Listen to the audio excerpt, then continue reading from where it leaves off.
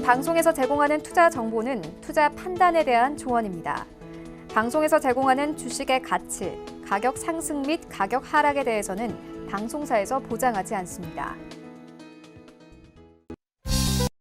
시청자 여러분 안녕하십니까. 오늘장 내일장 2부 출발하도록 하겠습니다. 2부에서는 이제 시장, 종목에 조금 더 집중을 해보도록 하겠습니다.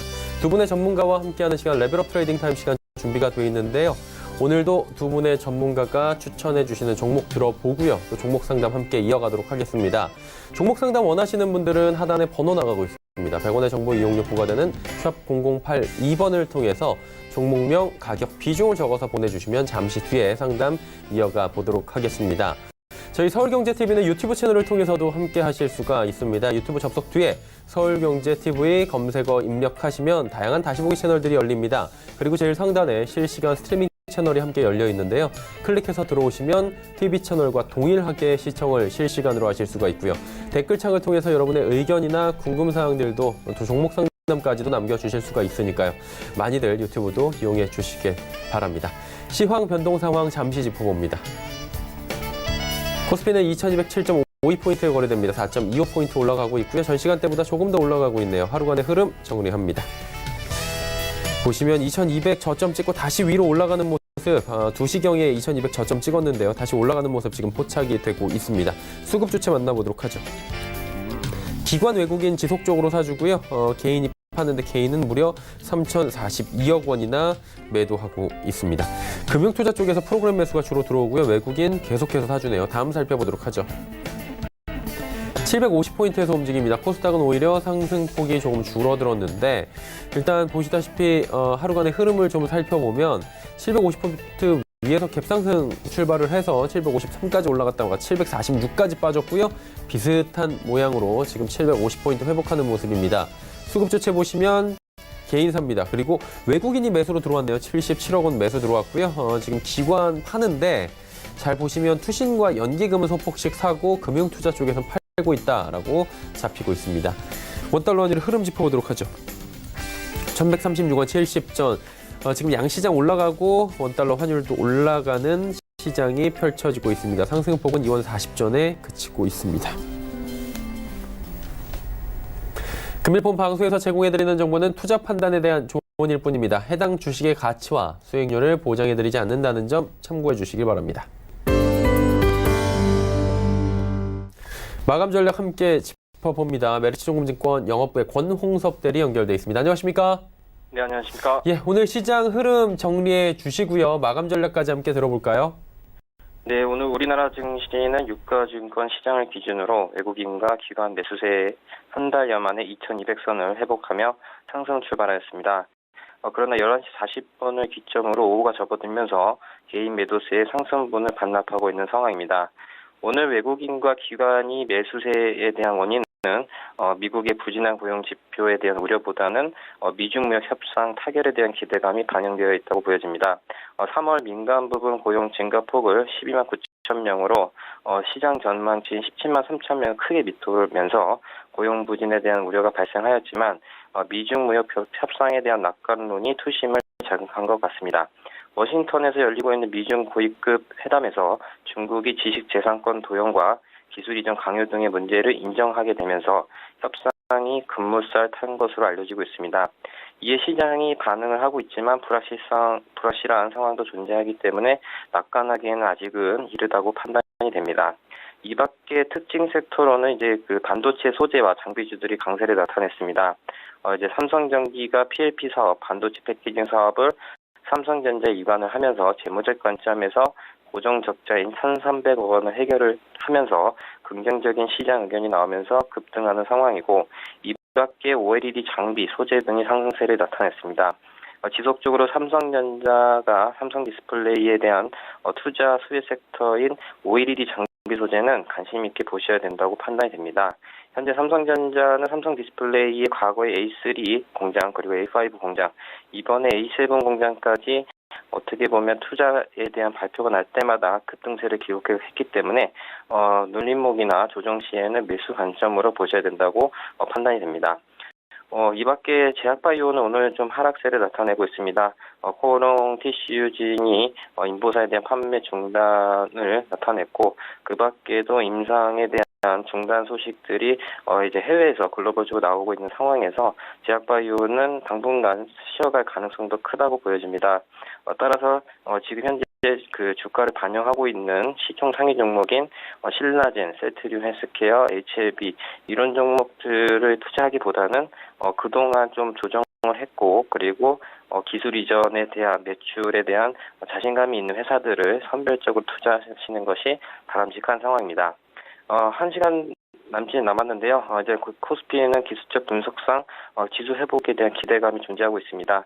일단 상단이 2250선에 대한 저항권이 있지만 일단 어닝 시즌을 도래를 했고, 미중 무역 협상에 대한 해결 타결 기대감이 반영되는 만큼 더 추가 상승할 여력이 있다, 이렇게 보시면 될 것 같고요. 코스닥의 경우에는 제약바이오에 대한 우려감 때문에 지수 상승보다는 하락 내지는 조정이 필요한 상황입니다. 따라서 선별적으로 코스닥에 대한 비중을 축소하시거나 아니면 감망하시는 것이 바람직합니다. 자, 1시간 남짓 남았다라고 말씀을 해 주셨는데, 그럼 이 시간 동안에 저희가 좀 지켜볼 만한 종목 보이십니까? 네, 오늘 소개해드릴 종목은 제넥신입니다. 오늘 장에서 약간 소폭 하락하고 있는 가운데, 그 가운데서도 가장 바이오에 관련해서는 유전자 치료 백신에 관련해서는 경쟁 우위에 있는 회사다, 이렇게 보시면 될 것 같습니다. 일단 이 동사의 경우에는 유전자 치료 백신 원천 기술을 구축한 신약 개발 전문 기업으로 알려지고 있고요.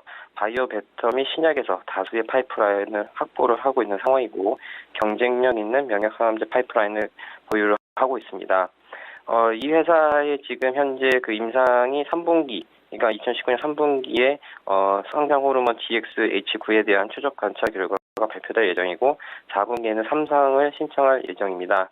그러나 이 회사의 목표인 기술 이전 매출에 대한 기대감이 있는 상황이기 때문에 3상이 들어가기 전에 라이센스업 매출을 통한 주가 반등이 예상되고 있는 상황이고요. 그 밖에도 명약 항암제에 대한 또 그 임상 결과가 기대를 하고 있습니다. 4분기께 고용암 단독 투약 유효성 결과에 대한 발표가 예정인데, 여기서도 명약 항암제에 대한 기술 이전에 대한 매출이 발생할 수 있는 여지가 크기 때문에 지속적으로 제넥신에 대해서는 관심 있게 보셔야 되는 상황이고요.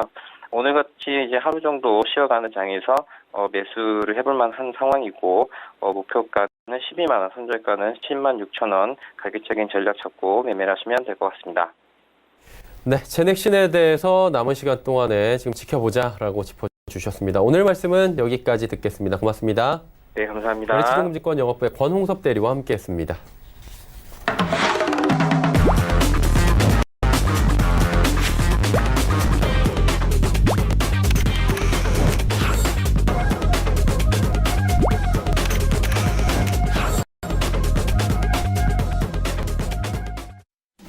오늘장 내일장 2부 함께하고 계십니다. 이제 본격적으로 레벨업 트레이딩 타임 시간 출발하도록 하겠습니다. 두 분의 전문가 바로 소개해드립니다. 벤자민 투자연구소의 신일섭 소장, 스톡프렌즈의 이재규 수석 전문가입니다. 안녕하십니까?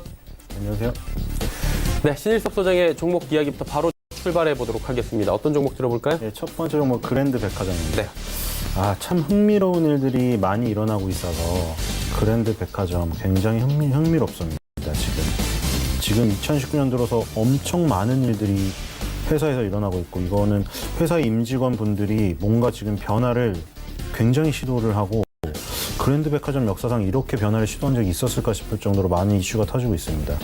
그래서 굉장히 중요한 때인 것 같는데, 일단은 2018년도 말부터 급상승을 시작해서 지금 2019년도에 2015년도의 고점을 일단 뚫었습니다.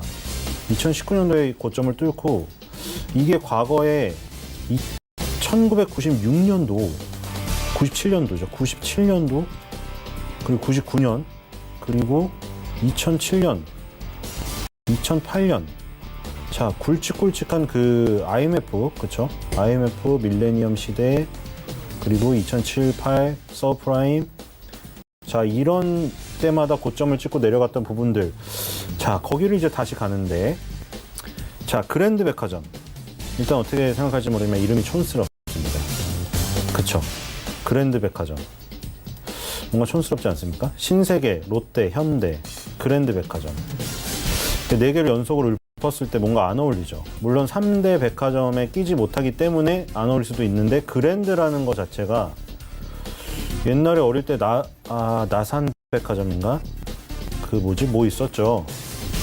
그런 백화점들은 지금 다 무너졌는데 그랜드가 남아있고 지금 물론 태평백화점 이런 것도 있습니다. 사당에. 그렇죠? 자, 근데 그랜드 백화점 없잖아요, 지금? 이게 지금 일산에서 그랜드 백화점 하나랑 마트 하나 하고 있고 그래서 백화점 사업은 이제 거의 안 하고 있잖아요. 근데 이름이 일단 그랜드 백화점이에요, 아직도.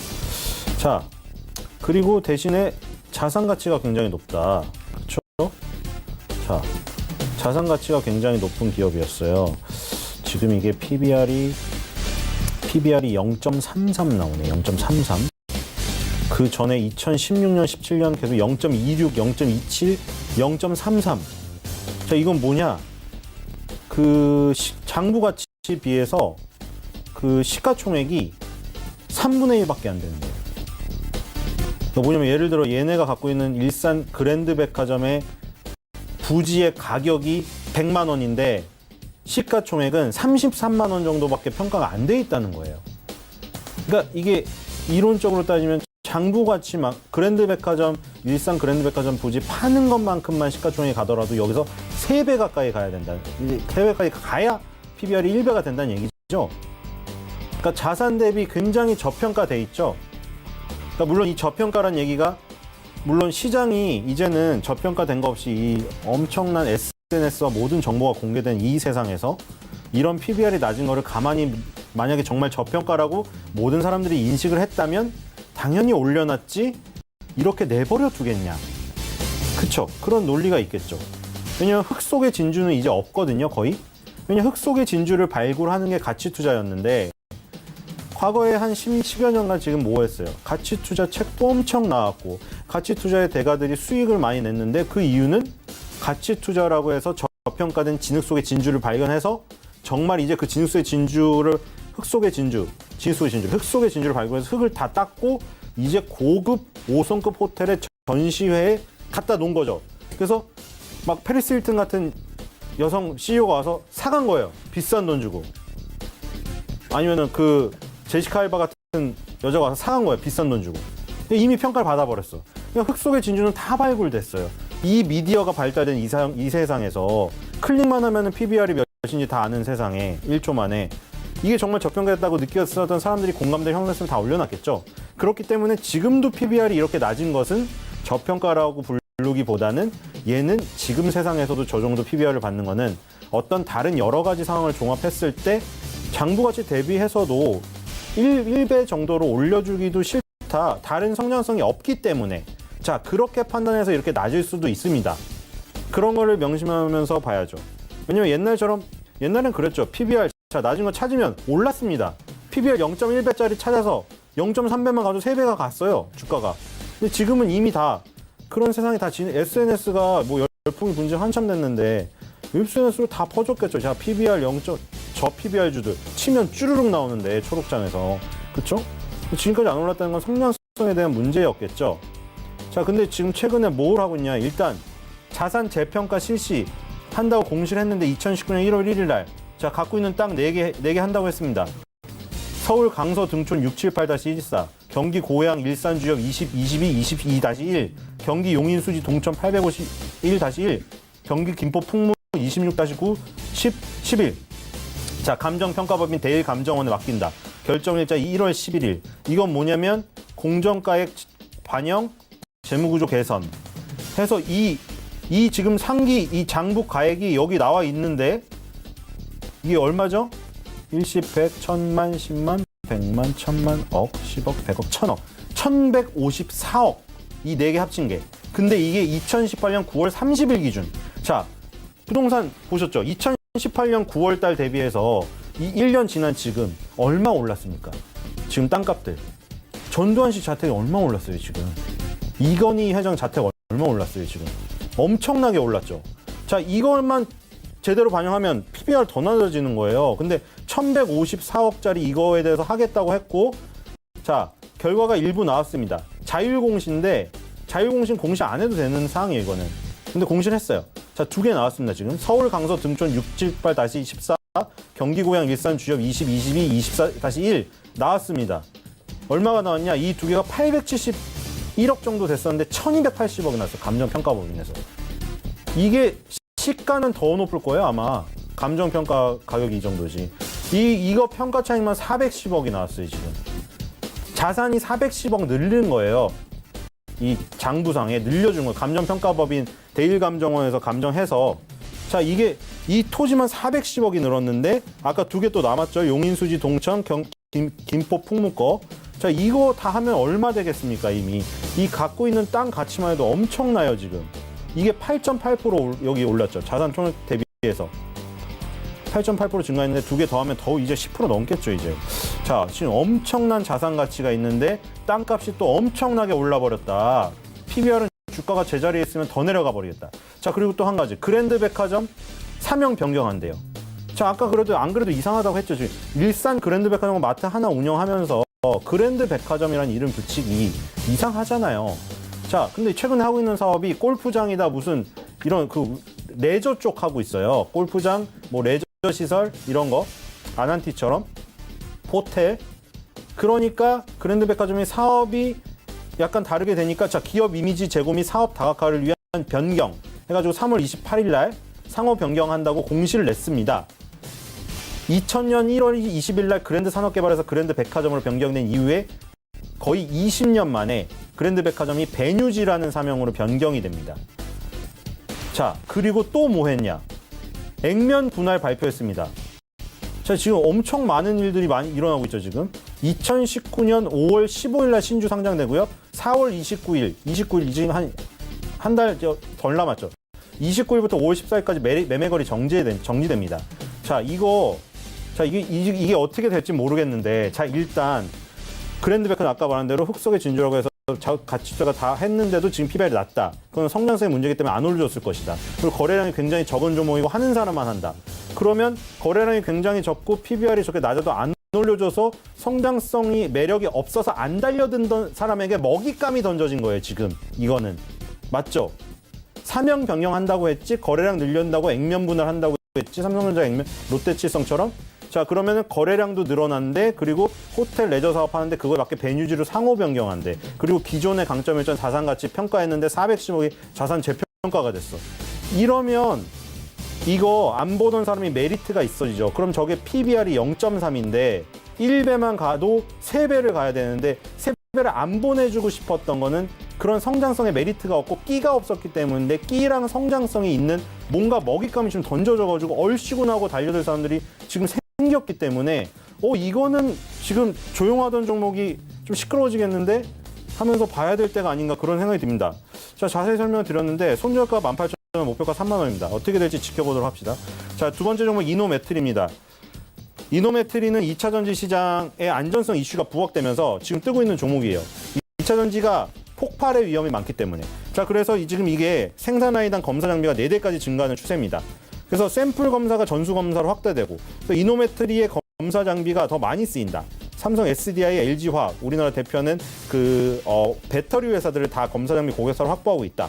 그래서 이 2차 전지가 많이 쓰이면 쓰일수록, 그리고 지금 최근에 폴더블 폰이 나오기 때문에 배터리도 플렉서블 배터리하고 배터리도 접혀야 돼요.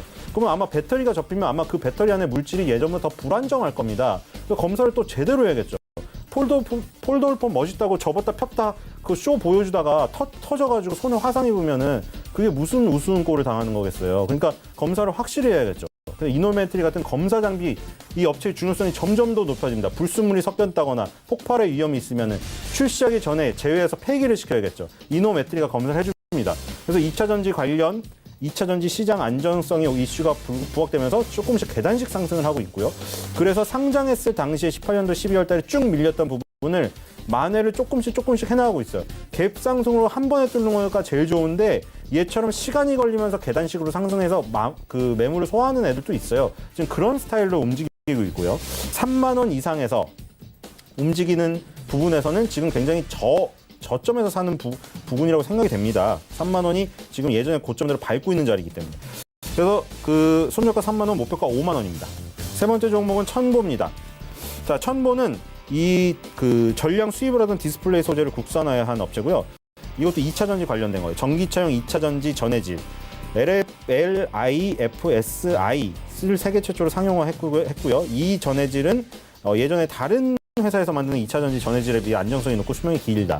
자, 계속 안정성 이슈 나오죠. 왜냐면 이제 어느 정도 기술이 발달하면 그다음 안정성이 중요하거든요. 처음에는 새로운 사람들이 놀랄 만한 걸 딱 내놓는 거. 근데 놀랄 만한 걸 내놔서 썼는데 더 놀랄 만한 사고가 터지면 더 놀래버려요. 근데 놀랄 만한 걸 이제 진정을 시켜야 되는 과정. 그래서 첨보가 이제 안정성이 뛰어난 전해질을 만들고 있다. 그래서 2014년에 3%였던 2차 전지 매출 비중이 이런 안정성 높은 전해질을 출시를 하니까 2018년에 26%까지 증가해서 이제 첨보의 그 디스플레이 소재 업체에서 2차 전지 소재 업체로 변신을 하고 있다. 그래서 지금 일단 한 단계 떴고요. 한 단계 뜬 다음에 8만 원에서 7만 원까지 지금 한 달 정도 조정하고 있거든요. 한 달 정도? 근데 이 한 달 정도 조정하는 그 각도가 이 올라간 각도에 비해 각도가 완만해요, 지금. 그렇죠? 올라갈 때 각도가 더 가파르고 내려갈 때 각도는 더 완만하게 내려가고 있어요. 그럼 이거는 올라가는 힘이 강하고 내려가는 힘은 약한 거예요. 그럼 더 강하게 올라갈 확률이 있죠. 자, 그래서 지금 거의 조정의 끄트머리 어디쯤 오고 있다, 이거. 왜냐면 이동평균선들이 다 뭉쳤어요, 지금. 이동평균선들이 이게 실타래 같은 거거든요. 뭉치면 풀리고, 다시 풀리면 뭉치고, 계속 그 인생처럼 풀렸다, 뭉쳤다, 일이 잘 풀렸다, 안 풀렸다, 계속 그러면서 가는 거예요. 방향이 어디냐가 중요한 건데, 올라가는 방향이에요. 꼬였다, 풀렸다, 꼬였다, 풀렸다. 지금 다 꼬여있는 상태라 언젠가 풀려야 됩니다. 곧 풀리겠죠. 다 뭉쳐있기 때문에. 다 뭉쳐있다 지금 풀리는 과정인데, 위로 풀릴 확률에 거는 거고요. 손절가 72,000원, 목표가 9만 원입니다. 네 번째 종목 삼지전자입니다. 자, 삼지전자. 이것도 지금 그 최근 트렌드에 지금 관련된 종목이에요. 5G. 지금 그 갤럭시 S10이 나온 지는 좀 됐는데, 갤럭시 S10이 다시 5G 그걸 출시했던 거 세계 최초라고 하면서 지금 누구 줬죠 지금? 엑소인가? 방탄소년단인가? 방탄소년단 엑소인가 지금 확실해야 되는데 팩트 체크를 해야 될 것 같아요. 하여튼 엑소인가 방탄소년단인가 줬어요. 그 5G 세계 최초 스마트폰을 그 몇몇 거기 유명 인사들한테 상징적으로 지금 줬어요. 최초로 개통했다고. 그래서 그 5G 시대가 이제 돌입을 했습니다. 그리고 5G 요금제도 지금 출시가 됐죠. 뭐 요금제가 비싸다 뭐다 말이 많은데 5G 요금제도 나오고 5G 전용 스마트폰도 나오고 이제 5G 시대에 들어온 겁니다. 이제 4G에서 이제 5G 스마트폰이 조금씩 바뀌겠죠. 뭐 4G가 워낙 빠르기 때문에 5G를 아직 느끼시지 못할 수도 있는데 최신 폰들이 다 5G로 나오니까 언젠가 바꾸면 다 5G로 언젠가 다 바뀌겠죠. 지금 예전 폰들은 몇 년 사이에. 그래서 5G가 지금 그 본격 돌입을 했고요. 이게 지금 통신 3사의 5G 투자 지출이 향후 44년 동안 30조 원으로 예상되는데 삼지전자는 LG U+의 메인 벤더고요. LG U+의 중계기 및 스몰셀 등 5G 관련 장비를 납품합니다. 결국에 5G, 6, 7 뒤로 갈수록 7G는 어감이 이상해서 7G, 8G 가는데 그렇죠. 해당 그 구단에 걸릴 수가 있기 때문에 어쨌든 글로 가면 갈수록 중계기 스몰셀 이런 것들이 중요해지는 게 그래서 통신망이 촘촘하고 빨리빨리 해야 그 통신 속도가 빨라지고 뭐 다운로드 속도가 빨라질 거 아니에요. 그래서 통신망을 까는 업체들이 중요합니다. 삼지전자도 거의 관련주고요. 그래서 손절가 10,000원, 목표가 15,000원으로 하도록 하겠습니다. 자, 마지막 종목은 오파스넷입니다.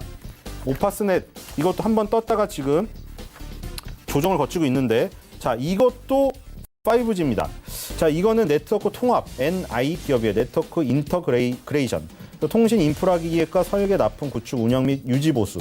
희망공급과 밴드가 기업에서 제공한 게 원했던 게 8,500원에서 9,700원을 원했는데 결정된 가격이 11,000원이에요. 그러니까 엄청난 기대감을 한 거죠. 회사에서 우리의 최고 가격은 한 몸값은 9,700원 정도 될 것 같습니다. 시장의 판단을 요구합니다. 했더니 시장에서 아니야, 너네는 너무 뛰어나. 너네 11,000원 쳐줄게. 공모가를 11,000원 쳐줬어요. 공모 청약을 했는데 11,000원에 1,401대 1이 나왔습니다. 말도 안 되는 경쟁률이죠. 공모 받기 힘들죠, 이거. 1,400원 넣으면 1원 나온 거예요, 1원.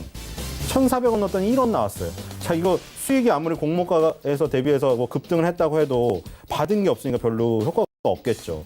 자, 근데 이제 급등을 했다가 조금 내려서 지금은 11,850원. 공모가가 별로 차이가 안 납니다, 지금은. 10년 동안 거래를 했던 SK텔레콤의 투자 확대에 연관되어 있습니다. 그래서 지금 삼지전자는 LG U+, 오파스넷은 SK텔레콤에 관련돼 있고 LG U+가 이번 3등에서 1등을 노린다고 하는데 항상 처음에 빅뱅이 펼쳐질 때 그때가 기회인 거예요. 꼴등 후발주에게. 새로운 시장이 열릴 때 한 번 어떻게 뒤집어 볼 수 있는 모험을 걸 수 있는 때가 그때밖에 없어요.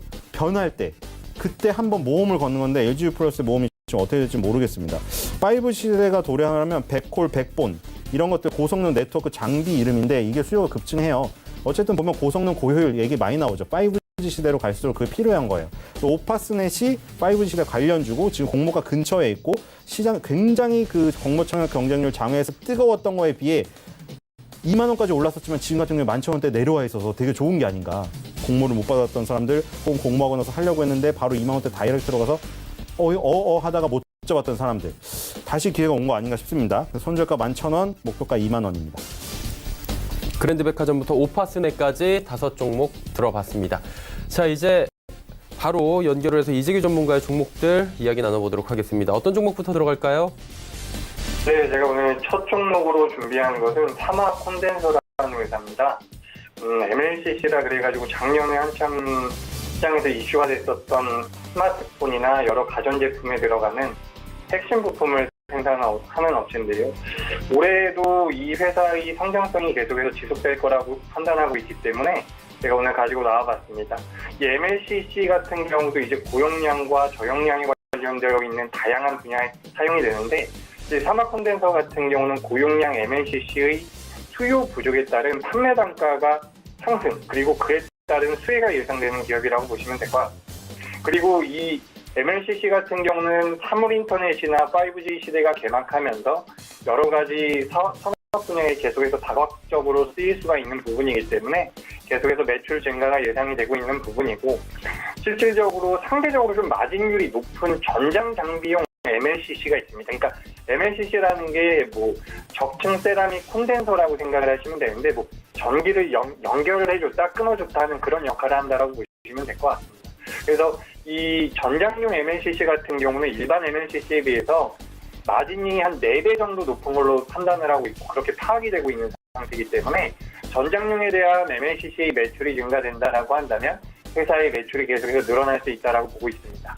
그리고 지금 우리나라뿐만 아니라 전 세계적으로 자동차에 관련되어 있는 부분들도 친환경차에 대한 비중이 계속해서 늘어나고 있는 부분이기 때문에 이 친환경차에도 그 사마 콘덴서의 DCLC라는 부품이 들어가고 있는 부분이기 때문에 이 역시 2025년도까지 친환경차의 계속해서의 성장에 따른 매출 수혜가 이어질 거라고 보고 있습니다. 그렇기 때문에 사마 콘덴서 같은 경우는 계속해서 우상향을 할 수 있는 메리트가 있는 기업이다라고 생각을 하고 있습니다.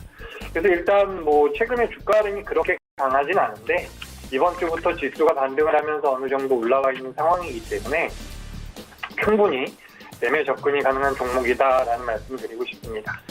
매수가는 오늘 종가로 말씀을 드리고요. 목표가는 좀 타이트하게 드려서 67,000원 그리고 손절가는 55,000원으로 잡아드리겠습니다. 자, 그리고 이제 두 번째 종목을 말씀드릴 텐데요. 두 번째 종목은 한컴 MDS라는 회사입니다. 이 회사 같은 경우는 거래량이 좀 적어서 걱정이 되는 부분이 있는데 이 회사 같은 경우도 지금 시장에서 당장의 이슈가 많이 되고 있는 종목은 아니지만 기업은 아니지만 계속해서 이제 성장성을 보고 가는 거죠. 지금 이제 우리나라 증시가 저번 주만 하더라도 미국에서 채권이 금리 역전 현상이 나왔다라고 하면서 말들이 많았지만 이번 주에 들어오면서 증시가 계속해서 정상화가 되고 있고 정상화가 된다라고 했을 때 성장성이 뛰어난 기업들 같은 경우는 충분히 가치를 인정받을 가능성이 있다라고 보고 있습니다. 한컴 MDS 같은 경우는 한글과 컴퓨터라는 유명한 회사의 자회사죠. 전장 장비 회사라고 보시면 될 것 같은데 아까 전에 앞서 말씀드린 기업 같은 경우도 5G나 사물 인터넷에 관련되어 있는 부분을 잠시 말씀드렸지만 이 4차 산업혁명에 관련되어 있는 부분을 영위하는 사업체라고 보시면 될 것 같습니다. 빅데이터라든지 인공지능 그리고 로봇 관련되어 있는 기업이라고 보시면 되는데 지금 이제 5G나 여러 가지 4차 산업혁명에 관련되어 있는 사업 분야가 계속해서 다각화되면 거기에 따른 한컴 MDS의 수혜가 굉장히 클 거라고 생각이 되고 있습니다. 사실 작년에는 실적이 그렇게 많이 좋은 회사가 아니었는데 한컴 MDS의 자회사가 회계상으로 발생한 일시적인 충당금 때문에 그런 실적이 나왔다라고 보시면 될 것 같아요. 그래서 어찌됐건 간에 작년에 실적이 안 좋게 나왔었던 일시적인 충당금이 올해는 없을 테니까 기저효과도 어느 정도 있을 테고 자회사인 한컴 유니맥스라든지 텔라딘이 실적 성장도 가시화되고 있는 부분이기 때문에 충분히 우상향을 할 수 있는 흐름이 예상되는 기업입니다. 이 회사 같은 경우는 매수가를 종가로 말씀드리고요. 목표가는 17,000원, 그리고 손절가는 14,500원으로 잡아드리도록 하겠습니다. 자, 그리고 이제 세 번째 기업인데요. 사실 최근 우리나라 시장에 중소형 IT 장비주들이 강한 모습을 많이 보이고 있습니다.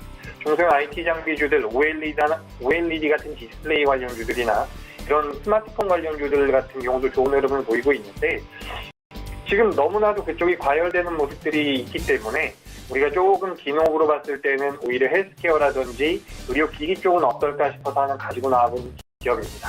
바로 레이언스라는 기업인데, 다텍이라는 또 다른 상장사에서 물적 분할로 설립된 회사예요. 그래서 이 회사 같은 경우는 엑스레이에 관련되어 있는 기술력이 뛰어난 회사라고 보시면 되는데, 엑스레이 촬영을 해서 디지털 영상으로 만들어내는 디텍터를 개발하는 회사입니다.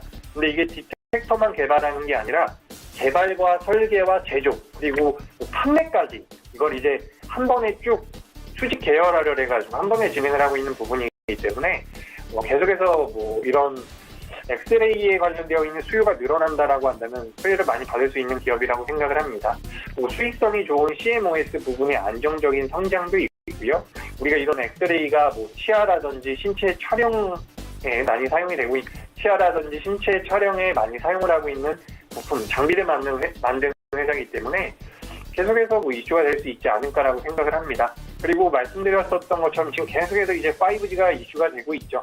우리나라에서는 내일 개통이 된다라고 했는데, 미국에서 어제 새벽에 기술적으로 개통이 됐다라는 말들이 있는데, 이 5G라는 것은 인터넷 속도만 빨라졌다라고 보기보다는 모든 것들이 실시간으로 공유되고 양방향 소통이 되기 때문에 이런 의료기기 같은 것들에 대한 메리트도 생길 수가 있는데, 이런 레이언스가 그런 의료기기의 성장, 그리고 의료기기가 계속해서 개발되는 데에 따라서 그 기술력이 계속해서 필요한 부분이기 때문에 앞으로 성장이 가능할 거라고 보고 있습니다.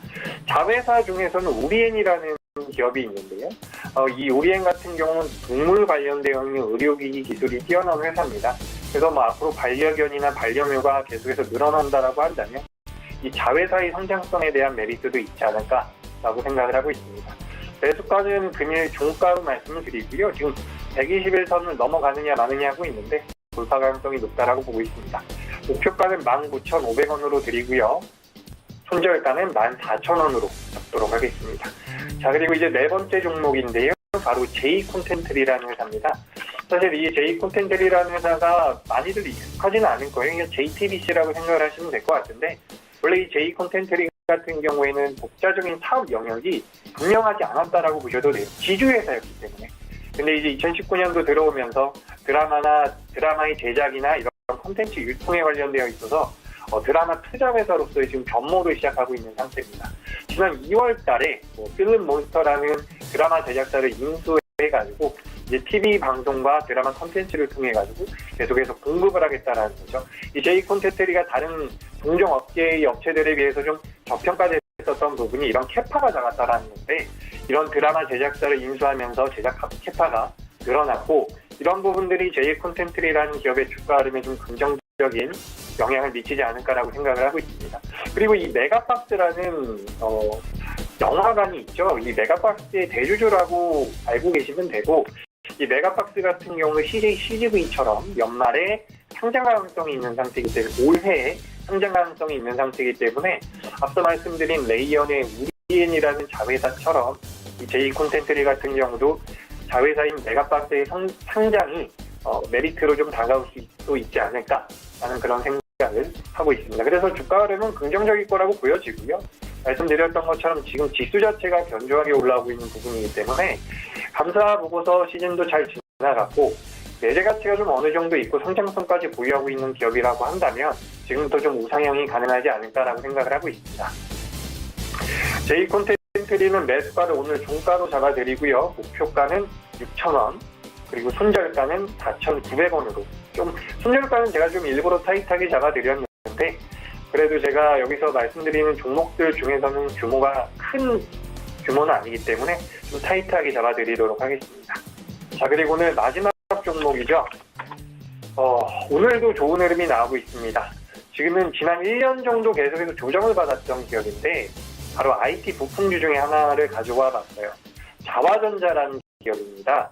이 자화전자라는 기업은 스마트폰에 관련되어 있는 기업이라고 보시면 될 것 같은데 사실 이 기술이라는 게 요즘에는 경계 라인이 계속 없어지고 있어요.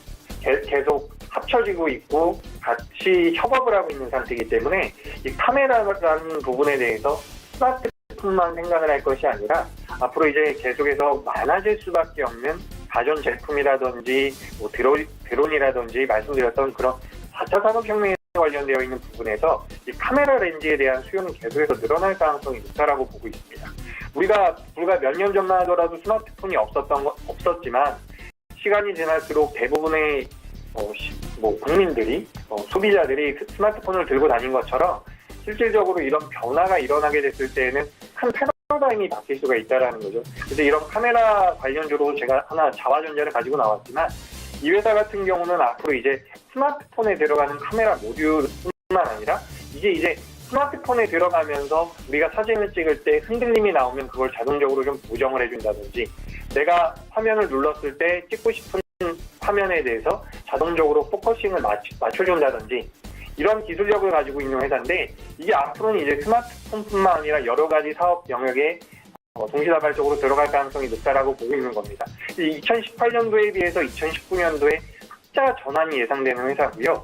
우리가 이제 주가 상승을 할 수 있는 여러 가지 명분과 이슈들이 있다라고 했을 때 가장 좋은 정상적인 명분과 이슈는 흑자 전환입니다. 기업이 어찌됐건 간에 돈을 벌어야지만 이 숫자로 증명을 해야지 기업의 가치가 나오는 거기 때문에 2019년도에 흑자 전환이 예상되고 있는 자화전자 같은 경우는 아까 전에 말씀드렸던 것처럼 손떨림 보정 기능이라든지 자동 초점을 맞춰주는 부품들에 대한 매출 증가도 예상이 되고 2018년도에 고정비가 계속해서 들어갔었던 부분이 있는데 그 부분에 대해서도 2019년도에는 많이 절감이 된다라고 하고 2019년도 올해에는 또 중국향 매출도 늘어날 거라는 예상이 나오고 있어요. 그래서 이런 부분들이 계속해서 이슈가 될 수가 있고 말씀드렸던 것처럼 다각화가 될 수 있다는 말씀을 계속 드리고 있는데 현대차에서 만들고 있는 수소차에도 공급이 된다라고 해요.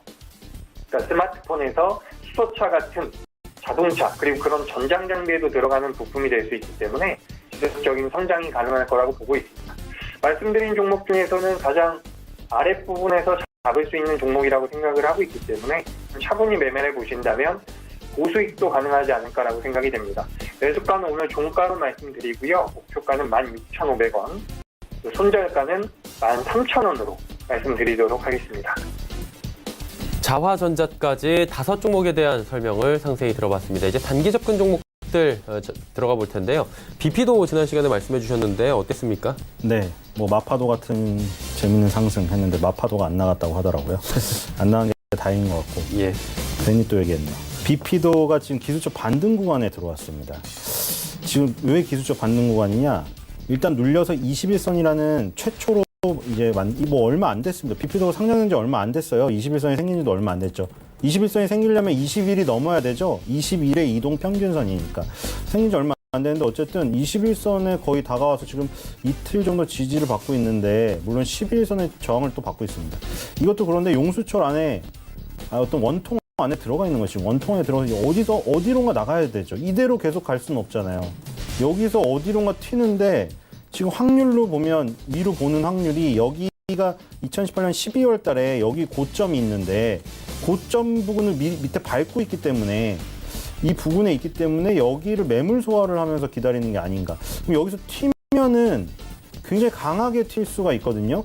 바이오주가 여기서 더 진짜 하나 악재가 더 나오면 모르겠는데 제가 말한 대로 또 연구 무슨 논란이 하나가 더 나오면은 여기서 굉장히 좀 타격이 심할 것 같아요. 왜냐면 그로기 상태에 거의 있는 상태에서는 잼만 맞아도 그냥 다운이거든요. 지금 상황에서 그런 큰 게 안 터지면 이렇게 좀 틈새로 신규주들은 각계적으로 움직일 수도 있다고 생각이 됩니다. 그래서 BP도 기술적인 반등 구간에 왔기 때문에 한번 그래도 이거 튀는 걸 좀 기대해봐도 될 것 같아요. 45,000원까지. 그래서 단기 추천주로 추천합니다. 네. 그러면 오늘은 어떤 종목이 좀 단기적으로 괜찮아 보이세요? 오늘은 오파스넷입니다. 그냥 그 사이에 찾아봤는데 엑소입니다. 방탄소년단 아니라 엑소 멤버 2명하고 SK텔레콤에서 김연아 씨 또 줬고요. 올해 모델이죠. 31년 고객, 장기 고객 한 분하고 SK텔레콤 소속의 그 e스포츠 게임 선수 이상혁 씨 그분들한테 5G를 미리 상징적으로 개통해서 줬더라고요. 어쨌든 그런 부분이 있는데 5G가 이제 시작이 됩니다. 일반 고객들도 지금 탄생하고 있고요. 가입자들이. 그래서 이제 5G 관련주가 오히려 들어서면은 뭐 떨어지는 게 아닌가 해야 하는데 아직 그 5G 시대가 이게 그 가입자가 이제 나왔지 뭐 본격적으로 터진 건 아니라고 생각이 되거든요. 그래서 5G 관련주가 지금 조정을 미리 받았기 때문에 그런 것 때문에 오히려 한 번 더 갈 수가 있다고 생각이 됩니다. 그래서 오파스넷을 아까 말씀드린 대로 11,000원대 부근에서는 한번 괜찮은 시도라고 보입니다. 네, 오파스넷 오늘 단기 접근 종목으로 추천해 주셨습니다.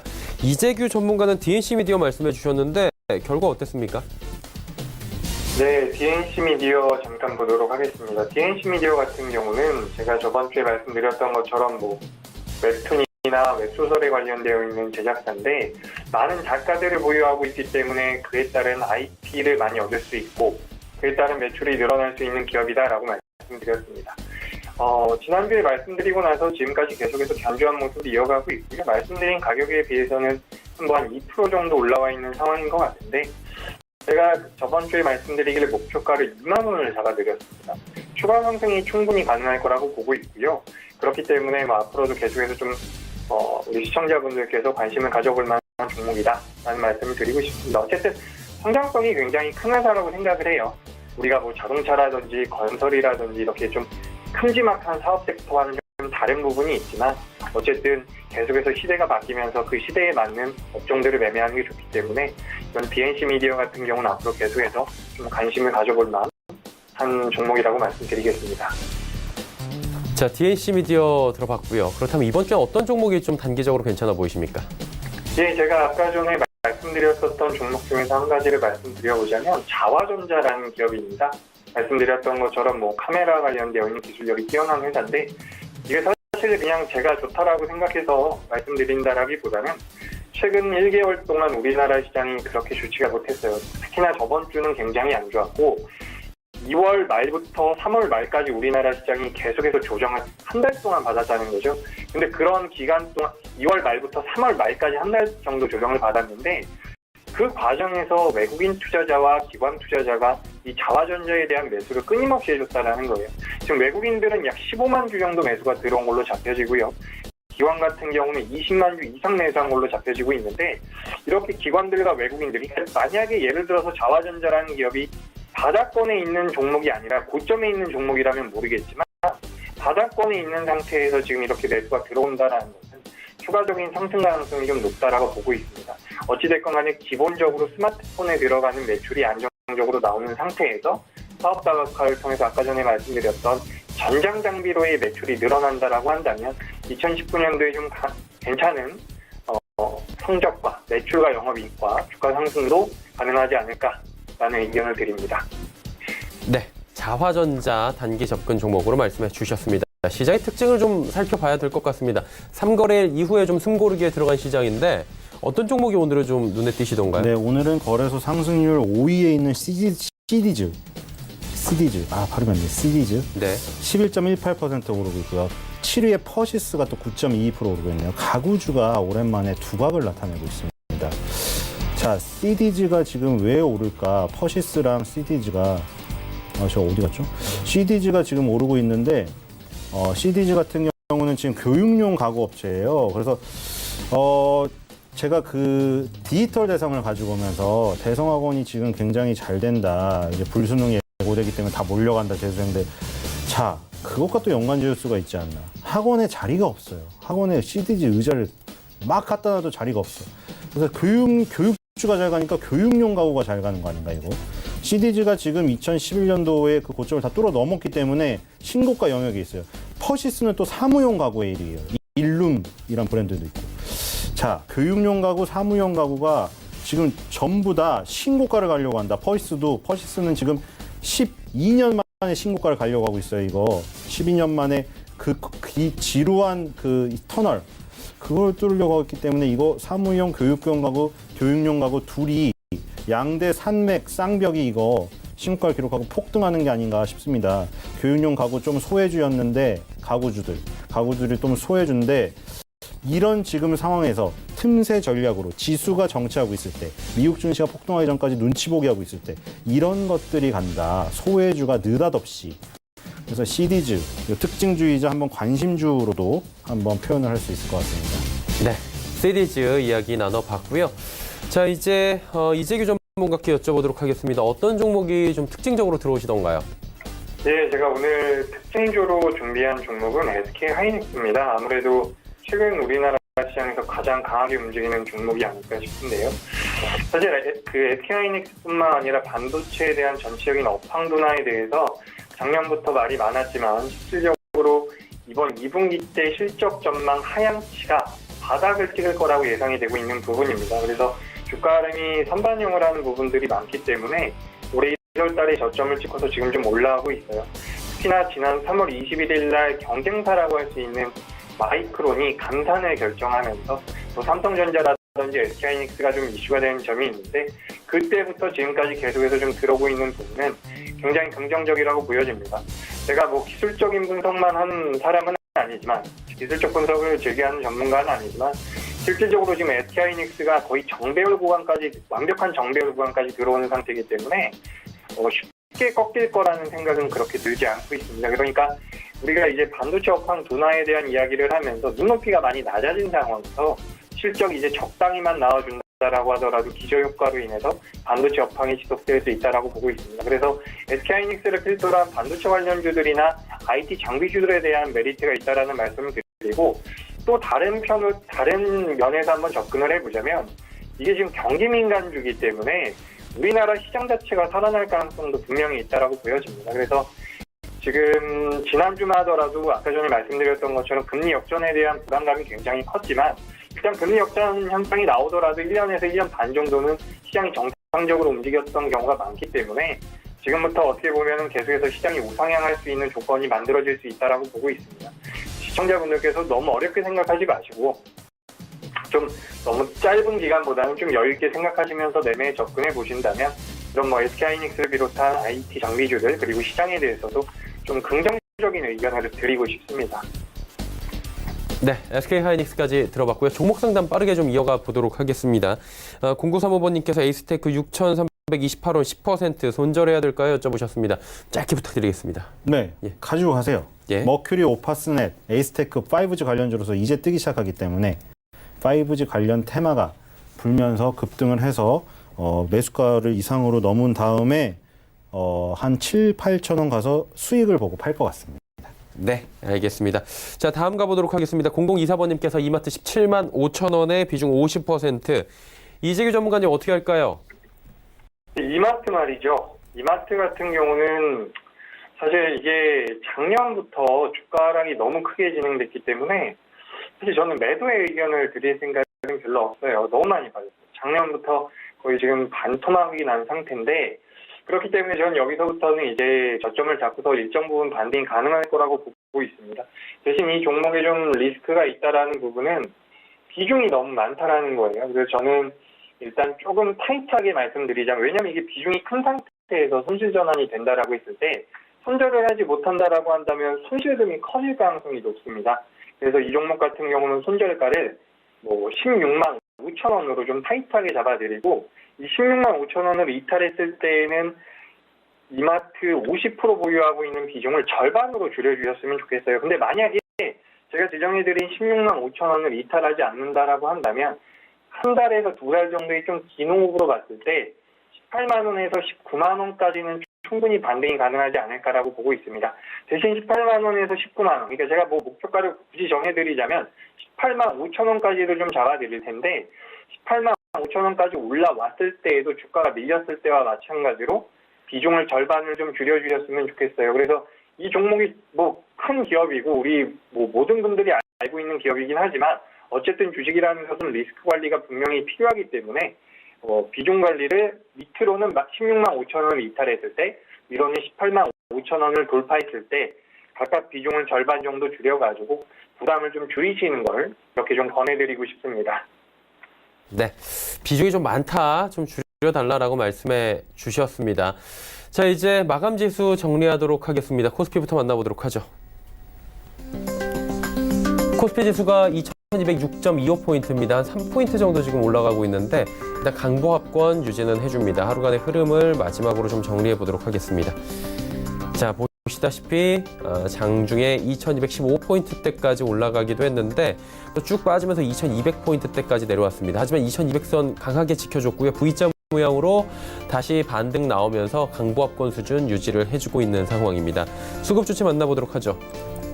기관 외국인의 쌍끌이 매수가 하루 종일 들어오고 있는데 특히나 금융투자 쪽에서 지금 프로그램 매수가 많이 들어옵니다. 2,149억 원이나 들어오고 투신 연기금 어제까지만 해도 사주던 주체들인데 오늘은 215억 원, 353억 원씩 각각 팔고 있습니다.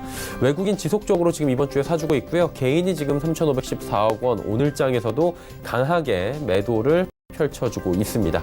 다음 살펴볼까요? 시총 상위주들인데 삼성전자는 상승 전환에 성공하면서 47,000원대 부근까지 올라갔습니다. 일단 내일 실적 발표가 있는 상황인데 워낙에 실적이 안 좋을 것입니다라고 선발표를 한 상황입니다. 그러다 보니 그 당일을 제외하고는 오히려 지금 주가가 오름세를 보이고 있는데요. 내일이 아무래도 이제 삼성전자를 필두로 하는 1분기 어닝 시즌의 바로미터가 될 예정입니다. SK하이닉스 1.88% 빠지고 있고요. LG화학, 현대차 빠지는데 낙폭은 크진 않습니다. 각각 한 틱씩 빠지고 있는, 한 호카씩 빠져나가고 있는 상황입니다. 다음 살펴보도록 하죠. 셀트리온이 보합권이고요. 지금 포스코와 삼성바이오로직스 어제 큰 폭의 상승이 나왔는데 오늘은 다시 하락하고요. 포스코 역시 보합권에서 약간 밑으로 내려가네요. LG생활건강이 140만 원 무너진 뒤에 반등이 나오는데 반등세가 시원하진 않습니다. 신한지주 이번 주 내내 은행주들 어제 하루 빼고 잘 달리고 있는데 오늘도 강보합권 유지를 해줍니다. 다음 살펴볼까요? 코스닥은 750포인트 위에서 지속적으로 움직입니다. 2포인트 정도 올라가고요. 0.3% 가까이 코스닥도 상승 흐름 가져갑니다. 다음 살펴보도록 하죠. 장중고점 753, 장 초반에 분위기 좋았는데 1시 이후부터 부러집니다. 쭉 부러져서 746까지 빠졌고요. 746포인트 저점 찍고 바로 V자 모양으로 올라오면서 코스닥은 상승 전환에 성공을 했고요. 상승폭을 750포인트 위까지 현재 올려놓고 있는 상황입니다. 수급 주체 만나보면 개인만 사고 있었는데 외국인이 지금 182억 원 정도 사주고 있습니다. 개인, 외국인 매수인데 개인의 매수세는 강하진 않고요. 기관이 242억 원 팝니다.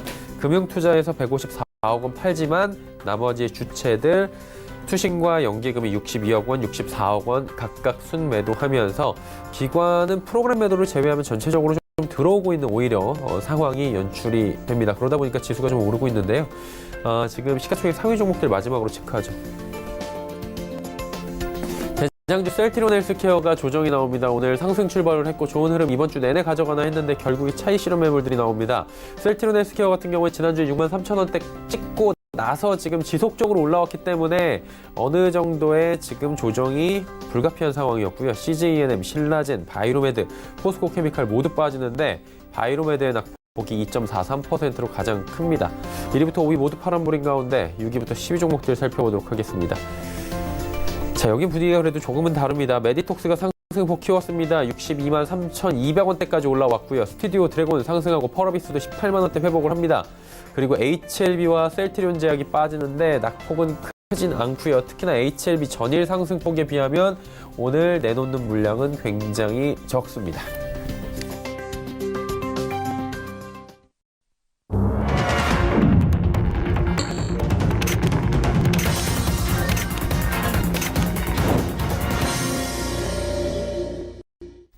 자, 목요일 시장이 모두 마감이 됐습니다. 양 시장 모두 소폭 상승 마감이 현재 예상이 되고 있는데 정확한 지수가 나오기 전까지 목요일 시장 점검하도록 하겠습니다.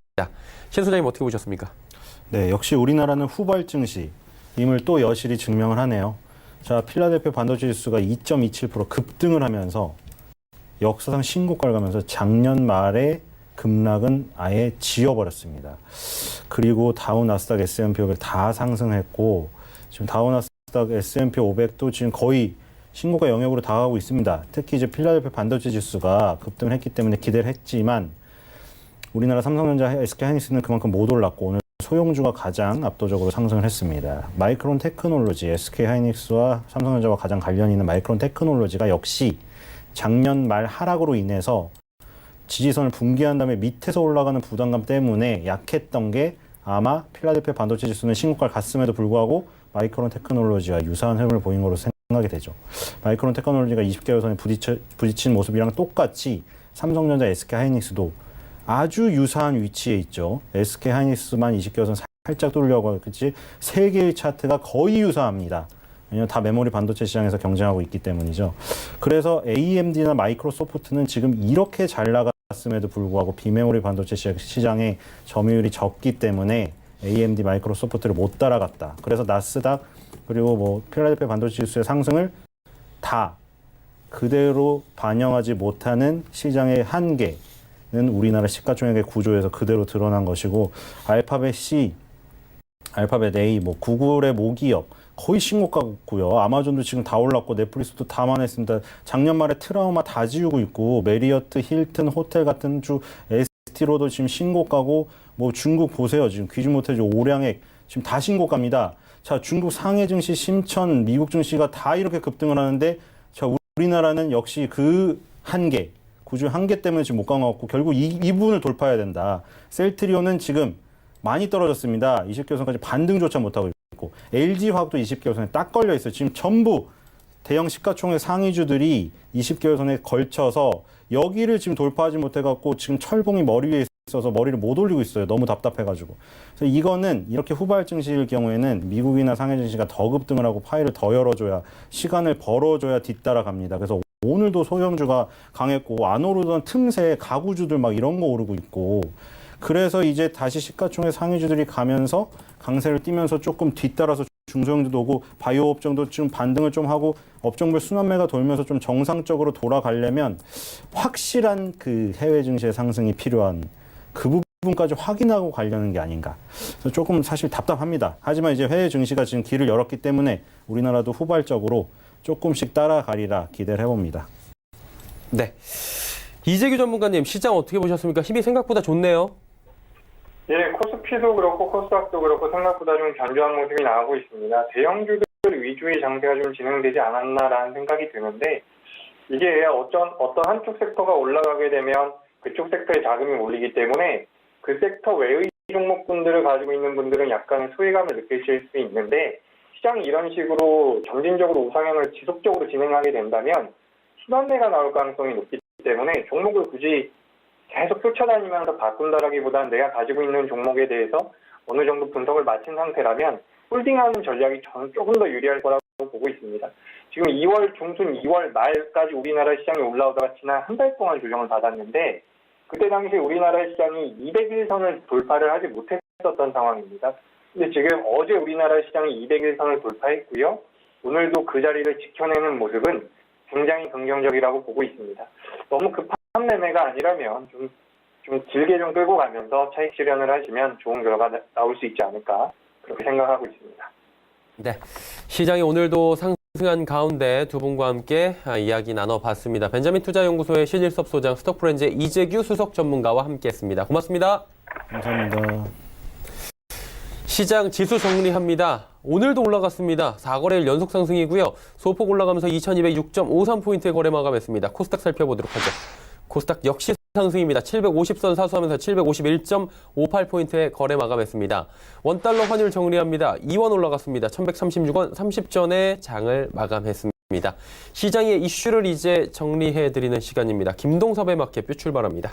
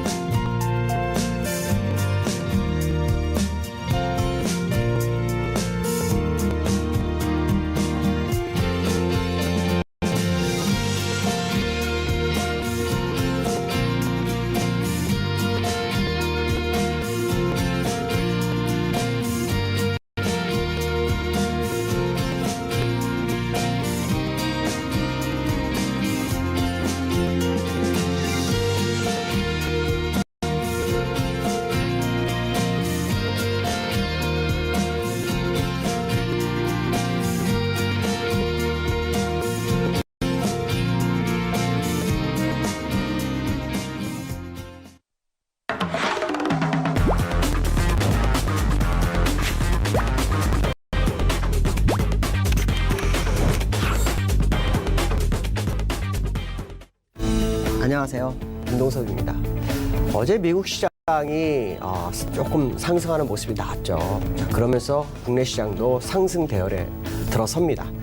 그런데 아시아에서 보시면 마이너스권에 있는 나라도 있다라고 본다면 국내 시장이 상당히 선방한 하루다라고 봐야 되는데요.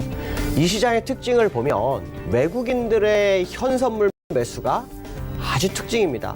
계속해서 현선물 매수하고 기관들이 따라 매수하는 그런 것이 특징인데요.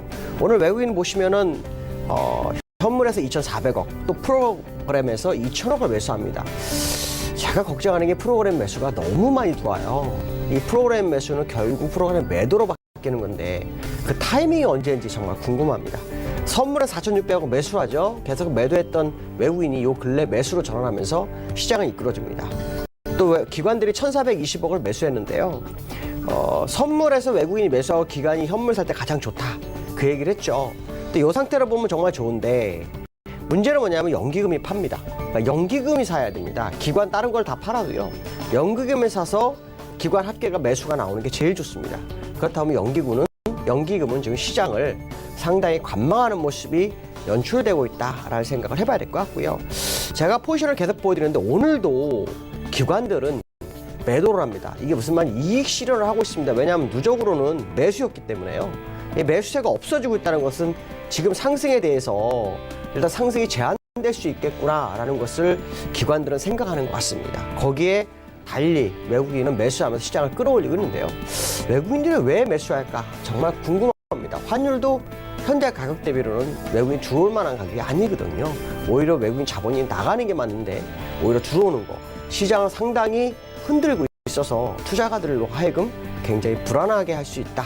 자, 여기서 불안하다는 것은 시장이 안 갈까? 뭐 이런 것보다는 정말 왜 사야 될까에 대한 불안감이라고 보시면 될 것 같습니다.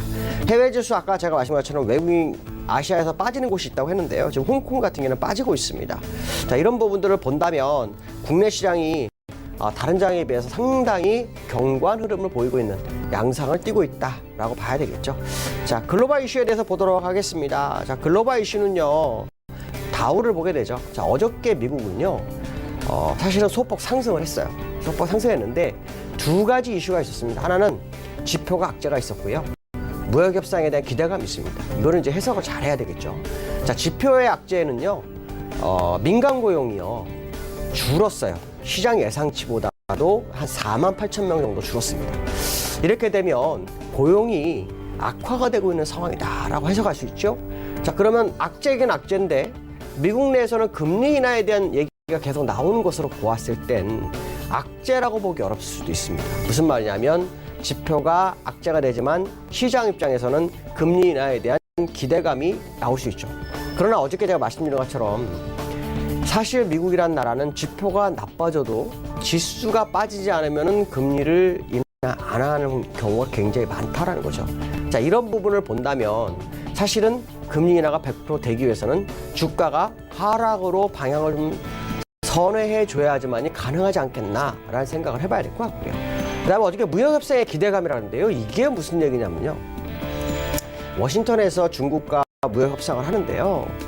중국이 기술 도용에 대해서 인정을 합니다. 이게 굉장히 의미를 부여합니다. 왜냐하면 무역 협상을 하면서 가장 핵심은 두 가지였습니다. 무역 적자를 해소하는 방법. 또 하나는 뭐냐면 기술 탈취를 어떻게 해석할까. 근데 기술 탈취를 해소하기 위해서는 어떻게 해야 되죠? 중국이 기술을 도용했다라는 걸 인정해야만이 가능하죠. 근데 그 부분이 인정 안 되고 있었기 때문에 사실은 정말 이게 합의가 될까? 어떤 식으로 합의될까? 뭐 이런 생각을 할 수 있는데 중국이 기술 도용을 인정했다는 겁니다. 자, 그렇기 때문에 무역협상이 정말 시장에서 원하는 쪽으로 가는 거 아니야? 라는 기대감이 같이 들어왔죠. 어쨌든 중요한 것은 뭐냐면 미국 시장이 올라가고자 하는 의지를 상당히 피력하고 있는 것은 사실인 것 같다. 문제는 뭐냐면 정말 시장을 끌어올릴 만한 재료가 확실하게 나오지 않고 있다는 것이 문제이죠. 자, 그러한 재료가 좀 나와서 시장을 이끌어준다면 기대가 굉장히 클 수 있지 않을까라는 생각은 일본 할 수 있습니다. 자, 기술적으로 제가 일본 한번 다시 보여드리죠. 어제 제가 이 추세선 그어놓고 여기 맞고 떨어졌기 때문에 올라갈 수 있는 공간 제한됩니다라고 했는데 역시 더는 못 올라갔습니다. 이 양봉 제가 확대해 보여드릴게요. 자, 이 양봉을 메워주는 정도에서 마감하는 모습이죠. 특징은 후행 스팬이 캔들을 벗어나는데 다시 들어오지 않고 있는 것은 정말 강하다라는 부분이죠. 다만 단기적으로 후행 추세선이 만들었다가 이탈해서 올라와서 다시 추세 연장선까지 온 상황이라면 지금 올라갈 수 있는 공간이 정말 얼마나 될까에 대한 생각은 해봐야 되지 않을까 이렇게 말씀드릴 수 있고요. 자, 월봉 상황으로 보면요. 일목균형뼈상으로 헤드앤숄더가 아직 안 깨졌습니다. 지난달에 아래꼬리가 긴 음봉 캔들이 나와서 헤드앤숄더 완성됐나? 라는 생각을 했는데 올랐죠. 자, 올랐는데 그 오른 것이 윗골, 2달 동안의 윗꼬리 부분을 메우는 정도였다라고 본다면 아직까지 미국 시장 더 지켜봐야 될 것 같다. 또 하나 중요한 것은 뭐냐면 재료가 없는 미국 시장이다. 제가 그 말씀을 드렸었는데요. 자, 그 말씀을 드리는 이유는 뭐냐면 재료가 있어야 주가가 가는데 재료가 있었을 때 주가가 가려면 확실하게 매수하려면 요 위에 요 추세선 위쪽 요 라인을 깨트려야 됩니다. 이 라인을 깨트려야만이 정말 공격적 매수가 가능하다는 거죠. 만약에 이 라인을 깨트리지 못하고 여기서 갇혀있는 모습이 계속 나온다면 이것은 이익 실현이나 리스크 관리가 필요한 시점이라고 해석을 해야 되겠죠. 자, 그 얘기는 더 올라갈지언정 확인하지 않은 매매는 위험할 수 있겠다라는 겁니다. 왜냐하면 2012년부터 목표치를 채서 만든 게 나중에 2018년, 19년도에 목표치가 나와서 밀리는 모습이 나왔기 때문에요. 이것을 우습게 봐서는 안 된다는 거죠. 그 얘기는 시장의 목표치가 제한되어 있는 확률이 높기 때문에요. 정말 큰 트리거가 나오지 않는 한은 시장에 갈 수 있는 공간 제한됐을 수 있다라는 생각을 해봐야 될 것 같습니다. 두 번째 이슈는요. 국내 시장에 대해서 얘기를 할까 합니다. S&P에서요. 국내 GDP를 2.5에서 2.4로 하향 조정합니다. 거기에 핵심 키포인트는 뭐였냐면요. 전자 부분이 부진하다라는 겁니다. 아시겠지만 전자 부분에서는 반도체가 가장 중요한데 반도체는 D램 가격이 가장 중요하죠. D램 가격이 계속 떨어지고 있습니다. 그래서 우리나라 수출이 상당히 줄어드는 양상이 요 근래 나타나고 있죠. 자, 그렇기 때문에 S&P에서는 결국 금리 인하를 올해 한 번쯤 할 수 있을 거다라는 얘기를 하는 것 같습니다. 근데 제가 볼 때 금리 인하가 정말 가능할까에 대한 의문점은 가져야 되지 않을까 싶습니다. 왜냐하면 우리나라는 한국은행 성향이 공격적으로 한 적이 별로 없습니다. 거의 미국이 움직이는 모습을 보고 거기에 따른 움직임을 하겠죠. 그렇지 않아도 미국이 금리 인하를 안 하고 있는데 여기서 금리 인하를 하게 되면은 금리 역전 현상이 상당히 공간이 커지죠. 그렇기 때문에 한국은행은 미국의 영향을 보고 움직임을 보고 움직일 확률이 굉장히 높다. 그렇다면 결국 국내 시장이 금리 인하에 대한 기대감을 시장에서 자아내고 S&P에서도 그런 얘기를 하고는 있지만 우리가 이걸 100% 신뢰해서는 안 된다는 거죠. 다만 금리 인하를 할 수 있는 조건이 완성됐구나라는 생각을 투자가로 하여금 가질 수 있죠. 자, 그 얘기는 주가가 쉽게 빠지지 않을 수도 있겠다라는 생각을 해볼 수 있는 재료로 해석하는 게 좋겠다라고 말씀드릴 수 있고요. 오늘 코스피가 올랐어요. 3포인트 올랐죠. 외국인이 현선물을 강하게 매수하고 기관도 1,400억을 매수했지만 3포인트밖에 못 올라갔습니다. 그러나 특징은 하나가 있습니다. 어떤 특징이 있을까요? 200일선을 첫 번째 200일선을 관통해서 그 위에서 조정을 마무리하는 모습. 조정이 마무리가 되는지 모르겠지만 하여튼 오늘 장을 마무리하는 모습. 또 하나는 양운을 벗어나기 힘든데 양운을 다 벗어나서 끝났다는 것은 투자가로 하여금 굉장히 긍정적 시그널로 가져올 수 있는 상황이 아닐까라는 부분을 해석할 수 있다라고 말씀드릴 수 있을 것 같습니다. 자, 글로벌 이슈를 말씀드렸는데 국내장에 대해서 내일장 한번 생각을 해보도록 하죠.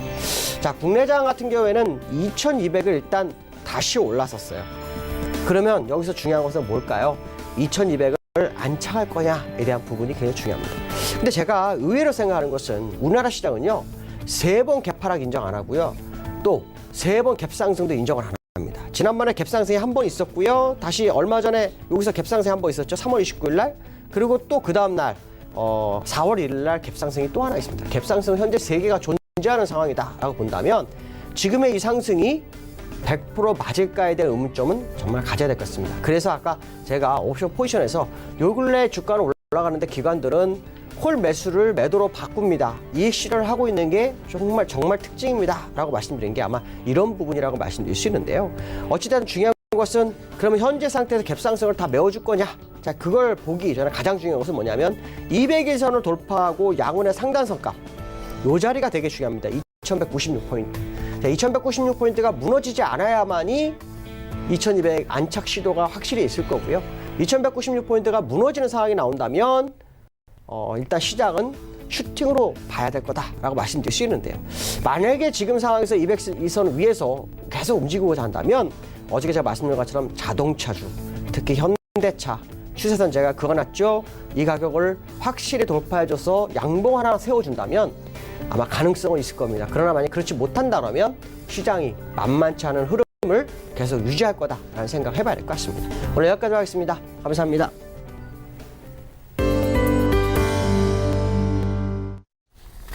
김동섭의 마켓뷰까지 함께 하셨습니다.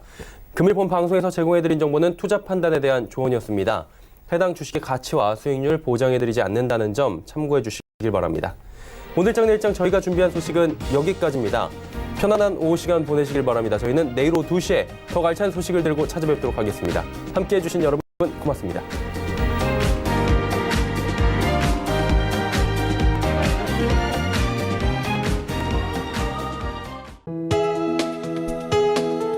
본 방송에서 제공하는 투자 정보는 투자 판단에 대한 조언입니다. 방송에서 제공하는 주식의 가치, 가격 상승 및 가격 하락에 대해서는 방송사에서 보장하지 않습니다.